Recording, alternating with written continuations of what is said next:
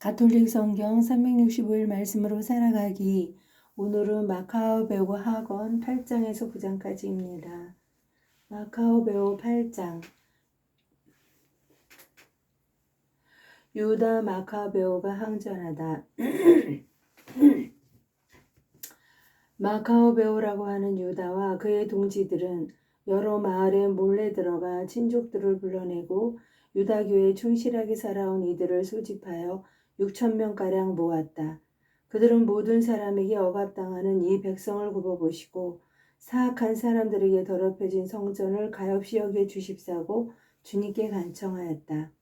또한 파괴되어 거의 무너져가는 이 도성에 자비를 베푸시고 죽은 이들의 피가 당신께 하소연하는 소리를 들어주시며 무죄한 아기들이 당한 무도한 학살과 당신의 이름이 받은 모독을 기억하시고 악에 대한 당신의 혐오감을 드러내시기를 간청하였다. 마카오 베어가 군대를 조직하자마자 이민족들이 그를 당해내지 못하게 되었으니 백성에 대한 주님의 분노가 자비로 바뀐 것이다. 그는 성읍과 마을들을 급습하여 불을 지르고 요충지들을 차지하였으며 적지 않은 적군을 폐주시켰다. 그러한 공격에는 가장 유리한 밤을 이용하였다. 그리하여 그의 용맹에 관한 소문이 사방으로 퍼져나갔다. 니카로르와 고르기아스를 물리치다. 마카베오가 조금씩 기반을 확보하고 더욱 자주 성공을 거두며 세력을 넓혀가는 것을 보고 필리포스는 코일레 시리아와 페니키아의 총독인 프톨레마이오스에게 편지를 써서 임금의 일을 도우러 와달라고 하였다. 프톨레마이오스는 유다인들을 몰살시키려고 그 즉시 파트로클로스의 아들이며 임금의 첫째가는 것들 가운데 하나인 니카노르를 뽑아 모든 민족들에게서 소집된 병사 2만여 명의 지휘관으로 세워 파견하였다. 프톨레마이오스는 또 그에게 장수로서 군대 경험이 많은 고르기아스를 붙여주었다. 니카노르는 유다인 포로들을 팔아서 임금이 로마인들에게 바쳐야 할 조공 2,000탈렌트를 장만하려고 작정하였다. 그래서 그는 곧바로 해안 성읍들에 사람을 파견하여 유다인 노예들을 사라고 하면서 노예 90명을 한 탈렌트에 넘겨주겠다고 약속하였다. 그러나 그는 전능하신 분께서 자기에게 내리시는 징벌을 예상하지 못하고 있었다. 니카노르가 쳐들어온다는 보고가 유다에게 들어오자 유다는 병사들에게 적군의 침입을 알려주었다. 비겁한 자들과 하느님의 정의를 믿지 않는 자들은 도망쳐 다른 곳으로 가버렸다. 그러나 다른 이들은 자기들에게 남아있는 것들을 모두 팔았다. 그러면서 사악한 니카노르가 싸우기도 전에 노예로 팔아넘긴 이들을 구해달라고 주님께 간청하였다. 그들은 자기들을 보아서가 아니더라도 당신께서 자기 조상들과 맺으신 계약들을 보아서 그리고 자기들이 당신의 거룩하고 영광스러운 이름으로 불린다는 사실을 생각하시어 그렇게 해 주십사고 간청하였다.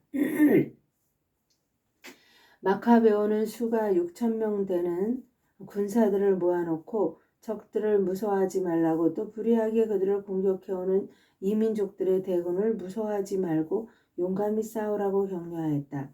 또 이민족들이 무도하게 성소를 유린한 행위, 수치를 당한 이 도성의 아픔, 그리고 선조 때부터 내려오는 생활 양식의 파괴를 눈앞에 생생히 떠올리면서 그렇게 하라고 하였다. 그는 또 이렇게 말하였다.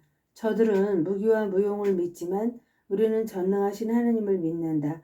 그분께서는 우리에게 쳐들어오는 자들은 물론 온 세상까지도 눈짓 한 번으로 쳐부수실 수 있는 분이시다.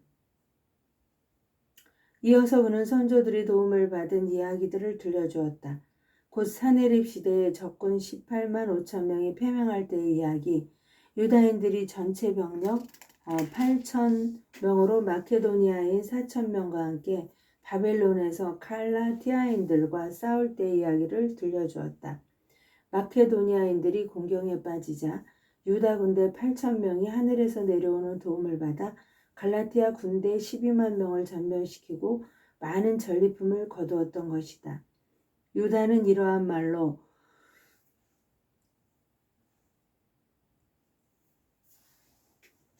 유다는 이러한 말로 그들에게 용기를 북돋아 법과 조국을 위하여 죽을 각오를 하게 하였다. 그러고 나서 군대를 네 부대로 나누었다. 또 자기 형제 시몬과 요셉과 요나탄을 각 부대의 지휘관으로 임명하고 저마다 1500명씩 거느리게 하였다. 이어서 엘라자르에게 큰 소리로 성서를 봉독하게 한 다음 하느님의 도우심이라는 표어를 정하고 그 자신이 제일 부대의 지휘관이 되어 니카노르와 교전하였다. 전능하신 분께서 그들의 동맹군이 되어 주셨으므로 그들은 적군 9,000명 이상을 쳐 죽이고 니카노르 군대의 대부분에게 부상을 입혀 불구자가 된 그 자들이 모두 달아나게 만들었다. 유다의 군대는 자기들을 사려고 왔던 자들의 돈도 차지하였다. 그들은 적군을 꽤 멀리까지 추격하다가 시간이 늦어져 그만두었다. 안식일 전날이었으므로 적군을 계속 쫓아갈 수 없었던 것이다. 그들은 적군의 무기를 거두고 노예품을 차지한 다음 자기들에게 자비를 베풀기 시작하시어 그날의 구원을 내리신 주님께 열렬한 찬미와 감사를 드리면서 안식일을 지켰다. 안식일이 지난 뒤에 그들은 고문을 당한 이들과 과부들과 고아들에게 노예품의 일부를 나누어 주고 나머지는 자기들과 자기 자녀들의 몫으로 나누어 가졌다. 이렇게 하고 나서 그들은 다 함께 자비하신 주님께 탄원하며 주님께서 당신의 종들과 완전히 화해하여 주시기를 간청하였다. 티모테오스와 바키데스를 처이기다. 유다인들은 티모테오스와 바키데스의 군대와 전투를 벌여 2만 명 이상을 죽이고 매우 높은 곳에 자리 잡은 요새들을 점령하였다. 그리고 많은 노획물을 똑같이 갈라 반은 자기들이 가지고 나머지는 고문을 당한 이들과 고아들과 과부들뿐 아니라 노인들에게도 나누어 주었다.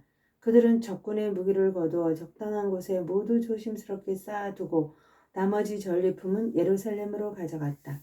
그들은 또 티모테우스 군대의 수장을 죽였는데 그는 극악무도한 사람으로서 유다인들을 많이 괴롭혔다. 그리고 고향 땅에서 승전 축제를 지낼 때 거룩한 대문들을 불태운 칼리스테네스 일당을 화형에 처하였다. 칼리스테네스는 오두막으로 달아났다가 그 불경죄에 대한 응분의 대가를 치른 것이다. 니카노르가 굴복하다. 유다인들을 사려고 1000명이나 되는 상인까지 데려온 악독한 니카노르는 그가 가장 미쳤다고 여겼지만 주님의 도움을 받은 이들에게 굴욕을 당하였다. 그는 호화로운 옷을 벗고 달아나는 노예처럼 혼자서 내륙 지방을 가로질러 안티오코야에 다다랐다. 그가 기껏 이루어낸 일이나고는 자기 군대를 파멸시킨 것밖에 없었다. 그래야 예루살렘에서 포로들을 잡아 로마인들에게 바칠 조공을 마련하겠다고 약속하였던 그가 유다인들은 수호자를 모시고 그분께서 명령하신 법을 따르기 때문에 결코 침해할 수 없는 민족이라고 선언하게 되었다. 마카베오 학원 9장. 안티오코스 에피파네스가 비참한 최후를 맞다. 그 무렵 안티오코스는 불명예스럽게 페르시아 지방에서 철수하게 되었다. 그는 페르세 폴리스라는 곳으로 들어가 신전을 약탈하고 그 성읍을 장악하려고 하였다. 그러나 사람들이 일어나 무기를 들고 대항하자 안티오코스는 주민들에게 쫓겨 수치스러운 퇴각을 할 수밖에 없었다. 그가 엑바타나에 있을 때 니카노르와 티모테우스의 군대에 일어난 일을 보고되었다. 화가 치밀어 오른 그는 자기를 폐주시킨 자들에게 받은 피해에 대한 화풀이를 유다인들에게 하리라고 생각하였다.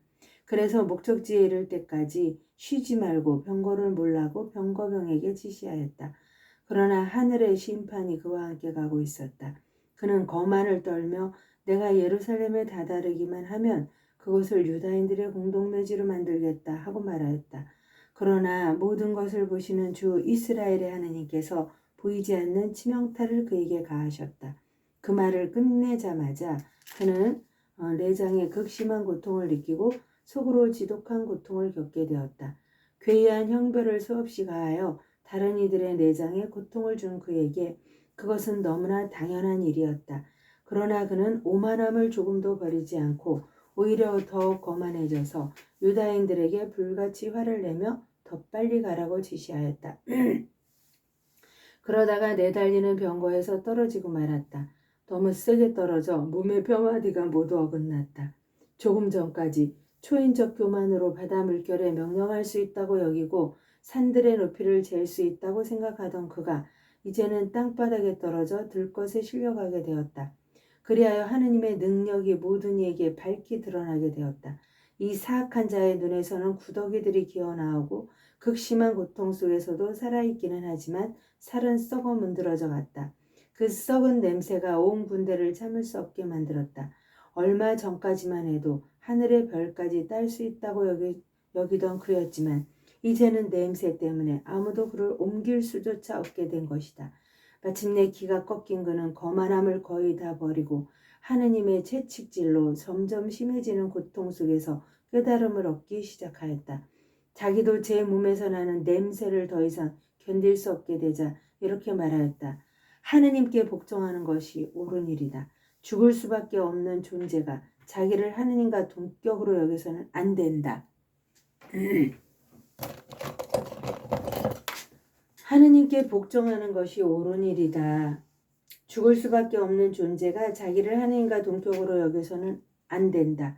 그리고 더러운 자는 자기에게 자비를 베푸실 리 없는 주님께 맹세하며 자기가 빨리 가서 무너뜨려 공동묘지로 만들어 버리겠다고 한 거룩한 도성의 자유를 선포하고 묻어줄 가치조차 없다고 여겨 아이들과 함께 들짐승과 새들의 먹이로 던져버리겠다고 하던 유다인들을 모두 아테네인들과 똑같이 대우하고 전에 자기가 하였던 거룩한 성전은 가장 좋은 예물로 꾸미고 모든 거룩한 기물을 몇 갑절로 되돌려주며 희생 제물을 마련하는 비용을 자기 수입에서 지불하고 그뿐만 아니라 자신도 유다인이 되어 사람이 사는 곳이면 어디나 가서 하느님의 권능을 선포하겠다고 하였다. 그러나 하느님의 의로운 심판이 그에게 내려 고통이 조금도 그치지 않자 그는 희망을 포기하고 유다인들에게 아래와 같은 탄원 형식의 편지를 썼다. 그 내용은 이러하다. 임금이며 장수인 안티오쿠스가 훌륭한 유다 시민들에게 따뜻한 인사를 보내며 건강과 번영을 빕니다. 여러분과 여러분의 자녀들이 잘 지내고 여러분의 일이 뜻대로 이루어지고 있으며 하늘에 희망을 두는 나로서는 하느님께 크게 감사할 따름입니다. 여러분과 여러분의 자녀들이 잘 지내고 여러분의 일이 뜻대로 이루어지고 있으면 하늘에 희망을 두는 나로서는 하느님께 크게 감사할 따름입니다. 나는 지금 병상에 누워 여러분이 나에게 보여준 후일을 애정어린 마음으로 회상하고 있습니다. 나는 페르시아 지방에서 돌아오는 길에 몹쓸병에 걸렸습니다. 그래서 나는 모든 일을 위한 공공의 안전을 생각해야 할 필요를 느꼈습니다. 나는 이 병에서 회복되리라는 큰 희망을 가지고 있기 때문에 나의 처지에 절망하지 않습니다. 나는 부왕께서 저 위쪽 지방으로 원정을 가실 때 후계자를 지명하시는 것을 보았습니다. 그것은 예기치 못한 사태가 일어나거나 불길한 소식이 전해졌을 때 나라의 백성들이 누구에게 국사가 맡겨졌는지를 알고서 동요하지 않게 하려는 것이었습니다. 그뿐만 아니라 나는 인접한 나라의 통치자들과 내 왕국의 이웃들이 기회를 엿보면서 무슨 일이 일어나기를 기다리고 있다는 것을 알고 있기에 저 위쪽 지역으로 서둘러 떠날 때 내 아들 안티오쿠스를 왕위 계승자로 임명하였습니다. 나는 그를 여러분 대다수에게 자주 맡기고 부탁한 바 있습니다. 그리고 여기에 쓴 내용을 내 아들에게도 써보냈습니다. 이제 나는 여러분에게 부탁하고 간청합니다. 여러분이 공적으로나 사적으로 받은 혜택을 기억하시고 여러분 모두 지금의 후일을 나와 내 아들에게 계속해서 보여주십시오. 그가 내 정책을 이어받아 여러분을 친절하고 관대하게 대하여 줄 것을 나는 확신합니다. 이렇게 하여 살인자이며 신성모독자인 그는 다른 이들에게 가한 것과 같은 극도의 고통을 겪으며 이국의 산속에서 매우 비참한 죽음으로 삶을 마쳤다. 그 죽음은 그의 친구 필리포스가 거두어 갔다. 그런데 필리포스는 그의 아들 안티오코스를 두려워하여 이집트로 프톨레마이오스 필로메트로에게 갔다. 하느님의 영광을 위하여 성모님과 함께 감사드리며 봉헌하나이다. 하느님께 복종하는 것이 옳은 일이다. 하느님께 복종하는 것이 옳은 일이다. 하느님께 복종하는 것이 옳은 일이다. 아멘.